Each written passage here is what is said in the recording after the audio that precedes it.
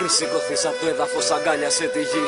Σκέψου αν σεβάστηκες το χώμα που πατάς. Πριν σηκωθείς ψηλάφισε την κάθε τη υφή. Η γη είναι πατρίδα σου και εσύ την πολεμάς αναντήρητα. Κάθε γενιά φέρει μικρόβια ρατσιστικά. Απόβλητα μολύνουν τον αέρα. Αφού δεν αγαπάν τον άνθρωπο γίναν παράσιτα. Και απομίζουν ελευθερία μέρα με τη μέρα. 300 εθνοφασίστες καθορίζουν το μέλλον σου. 10 εκατομμύρια κοιτάνε το συμφέρον τους. Οι δημοσιογράφοι συγκαλύπτουνε εγκλήματα. Κι οι μπάτσοι να χτυπάνε μετανάστες μες στα τμήματα. Στιγμή ομαδοποίηση, πια παγκοσμιοποίηση. Τα ανθρώπινα δικαιώματα ο δόλος αχρηστεύει. Με μια συνθήκη δεν θα έρθει ποτέ η συμφιλίωση. Όσο το μαύρο χρήμα τους διαιρεί και βασιλεύει. Σε ένα κόσμο κενό με το ρημάδι κλειστό. Μα όλοι έχουν για όλα στάνταρ από μία γνώμη. Συγγνώμη, μα η αντίδραση δεν έχει οδηγό.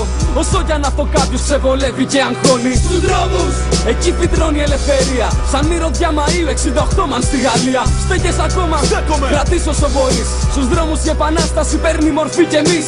Να είμαστε όλοι μαζί και όλοι ίσοι. Τι κι αν δεν διεκδικήσαμε ποτέ ούτε μια λύση. Το προλεταριάτο εισεγάμισε το ΝΑΤΟ. Και που βγήκε ο Ομπάμα να μας ρε στο κάτω-κάτω. Στους δρόμους, κάτι γεννιέται και ανασένει. Στους δρόμους, η επανάσταση παίρνει μορφή. Στους δρόμους, ο αδύναμος πια δεν πεθαίνει. Γιατί μέρα με τη μέρα είμαστε και πιο πολλοί. Στους δρόμους, κάτι γεννιέται και ανασένει. Στους δρόμους, η επανάσταση παίρνει μορφή. Στους δρόμους, ο αδύναμος πια δεν πεθαίνει. Γιατί μέρα με τη μέρα είμαστε και πιο πολλοί.